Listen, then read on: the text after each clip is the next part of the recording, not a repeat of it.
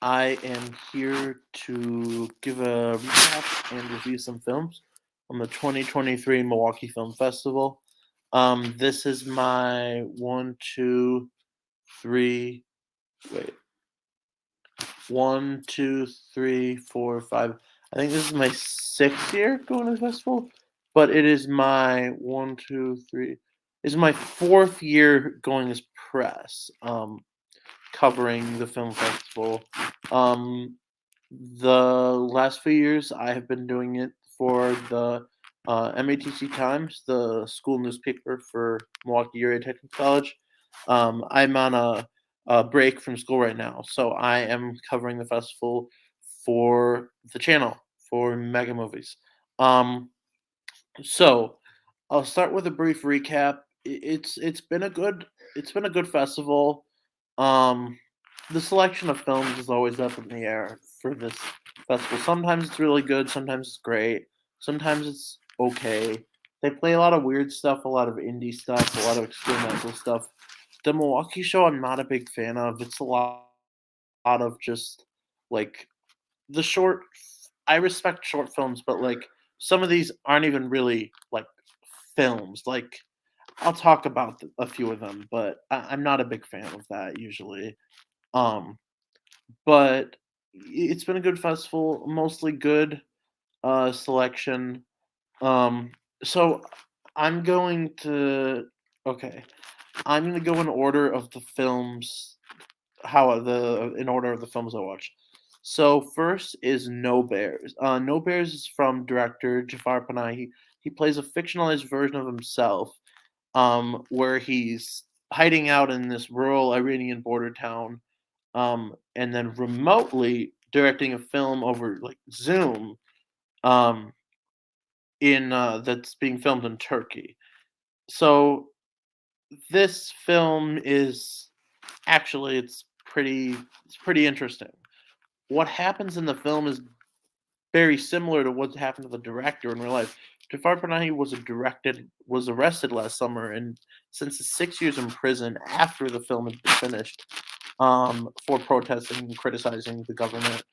Um, so he is currently in prison. This is interesting because the movie is about this guy, fictionalized version of himself, who is hiding from law enforcement because they want to arrest him for basically speaking out against the government. So it's literally about himself.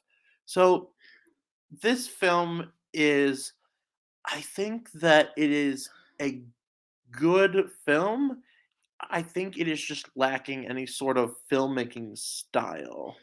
And not that that's something that every movie needs, but this movie felt like cinematography wise, aesthetic wise, it didn't really have anything. But I would recommend it. It's good at what it's trying to do. Um, this guy is remotely doing this movie, so he's directing from his computer, and he's having these issues with his internet. He needs to go up on his roof, but he can't get up there. He gets his neighbor to go up on his roof to him to check the internet. Internet's out, basically, this movie is this guy. So he's put in a situation. Um, he takes a lot of pictures in the town, even though he's trying to lay low, and he gets accused of taking a picture of this young man and his supposed girlfriend, and he's in trouble for this because the guy isn't actually her boyfriend.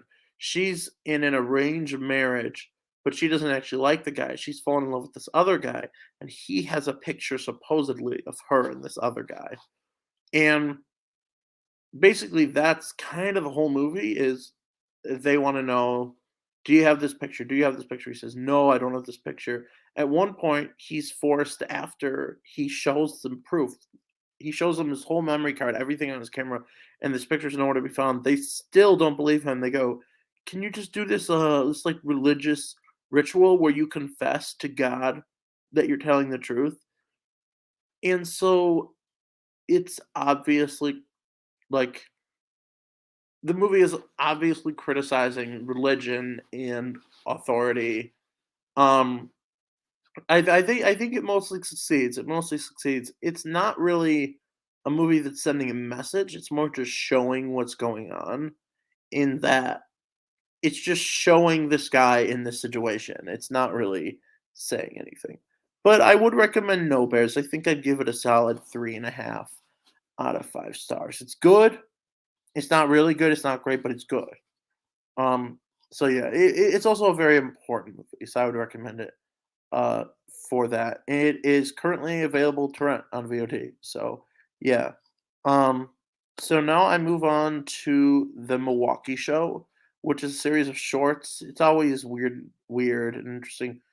But this one, the okay, so the first film I saw in this was Friday Night Blind. It's a short film um, about a elderly black woman who is blind, and what she does with her life is she does a lot of bowling. She bowls at a local Milwaukee bowling alley, and it's just this little dramedy about her and these other blind bowlers, and that's it. That's the whole thing. It was good. It was good. I give it a 3.5 out of 5. Not great, but it's good. It's a good little short film, and the woman is quite entertaining, and they brought her on stage after. It was pretty cool. So I enjoyed this one. Um, the next one, give me 1 second. 1 second. The next one I saw was Sheep Shed. Um, Yeah, I did not like this one. So it's a short film. It's about a band, and they're putting up flyers for their band, and then it shows them performing at the end, and that's literally the whole thing. I get there's experimental film, but this is just fucking. I'm sorry. This is just dumb. Like it's not a movie. It's not a movie. It's just they seriously could have done this in a TikTok video, and it would have been more meaningful. Um, it's just pointless. So yeah, I did not like. I give this maybe a 1 out of 5. It's not offensive, but it's just pretty pointless, you know. Um, so the one this was something all right. Didn't really like this one. Thought it was pretty pretentious and kind of up its own. It's not really. It's about a family, and they're fighting, and the older sister's fighting with the mom, and it's just. I get it. It's trying to be this claustrophobic, family fighting, but it's just so just. It's basically this family is maybe stuck inside their home, and they're arguing, and that's the whole thing. That's it. You don't even need to see the movie. You just saw it. I just told you everything. It's 12 minutes. It felt like 25 minutes to me. It's not very good. So here's the last short film from the. I walked out of this next one. I just couldn't. And I never walk out of films, but I just couldn't take it, man. I mean, I respect it. I respect this series, but I gotta be honest. Okay, so this last one was fine. So the last one is Polka Time. It's just a little short documentary about this polka guy. That's literally the whole thing. I can't tell you anything more. That was the whole thing. It's fine. I give it a 3 out of 5. It's perfectly fine. So this next one, Metropolis. They played Metropolis, the Oriental, on the main screen, and they had a live orchestra. And the score they played, which I'm not sure is the original score or not, is really good. The movie as a whole, I'm kinda mixed on it. I think it mostly works, but I think that I don't know, this one's difficult. I think that short films are just kind of hard to connect to for me. It's just such a different type of thing. But I think it's fine. The I really don't know what to say about this one. It's just hard to review a short film because it's so different. But basically, Metropolis is a highly stylized, futuristic city. The Star Wars prequels were heavily inspired by this, with Coruscant, the city with the flying cars. It looks almost exactly like it.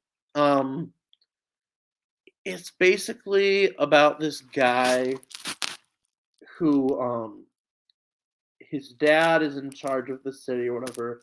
He goes to the underground city full of all the poor people, and he sympathizes with them. So he wants to switch places with them, and it gets the point across. I just think that it was personally hard for me to connect to anything. I think it's just short films are really hard to connect with for me. But yeah, it's fine. I don't hate it. I don't like it that much either. Okay, now this one I really enjoyed. It's called The Doom Generation. It's from 1995. So, okay, I did not know this. It says Greg Araki's unhinged fifth feature is finally restored to its original glory in a cut not seen since the 1995 film festival. So I guess it's an original cut that hasn't usually been seen. I really, really loved this film. It's about uh this girl and her stoner boyfriend, played by Rose McGowan and James Duval, and they they're at a drive-in movie. You know, they're making out, they're having sex, whatever, and um, they end up. These guys start getting in a brawl on top of their car. So they try driving away. One of the guys gets in the car, threatens them with a knife to keep going, and they end up kind of befriending this guy weirdly. He they end up being on the run for murder because they're in this convenience store after they dropped him off the side of the road, and they get into a situation. He ends up saving them. He ends up murdering a guy, and so now they're on the run. And is this going to be a threesome? What is it going to be? Find out. Chaos ensues. Rose McGowan is fantastic in this. I've never seen a Greg Araki film. I have seen though he directed an episode of the Jeffrey Dahmer show. Weirdly enough, um, but I really, really, really like this film. I think there's some weird like there's this plot line where the government is after them, but nothing actually comes to fruition with that. But other than that, I got no problems with this movie. It's a lot of fun. Uh, the amount of sexual tension the two guys have is insane. They just keep, like, staring at each other dramatically. Um, but yeah, I really liked it. Does the movie really have a point? Not really.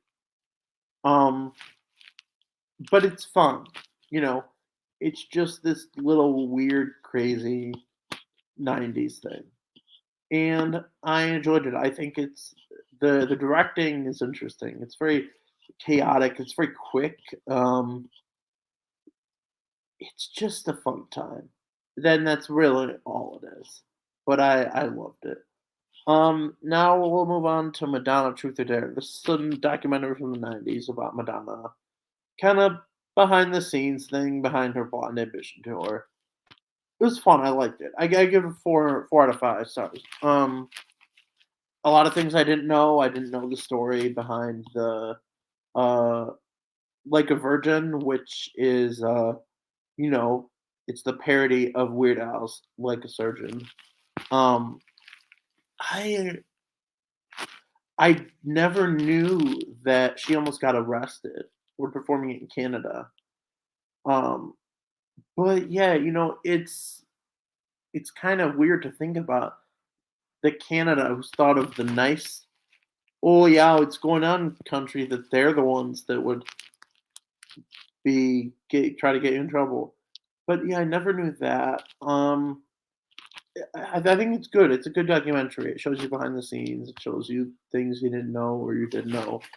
Um, I think it goes on a little too long. Could have been a half hour shorter, but I enjoyed it. Not a big Madonna fan. I'm just not. Haven't listened to a bunch of her stuff, but I enjoyed it. It is a real shame that that biopic she was going to direct with Julia Garner got canceled because watching this, the thought just kept going through my head. Julia Garner really, really looks like her. She really does. But yeah, I, for the most part, I enjoyed it. Mm, no, this is the last film I saw last night. It's called Passages. It is with Paddington himself, Ben Whishaw, and who's the other? Ira Sachs. It's about a gay couple. They've been together for 15 years. They're at this nightclub, and not Ben Whishaw, Ira Sachs runs into this woman who just broke up with her boyfriend, and they turns out he's not gay. He must be bi or something. Because he falls in love with this woman. And this messes things up with his relationship with his partner, Benoit Shaw Paddington. Um, it is I I think that this film succeeds at what it's trying to do, but like No Bears, it kind of lacks any sort of interesting filmmaking style or aesthetic. I I think it's decent. I'd give it like a 3 stars. The performances are really good, but I just think it lacked any sort of, it was kinda just showing it as it is, which is fine, but it was really just kinda boring and just kind of uninteresting, like, filmmaking-wise. But if you wanna see just a good romantic drama, then I would recommend it. Okay, so that is it from everything that I have seen. Thank you for watching, and there should be another video like this up soon. Thank you.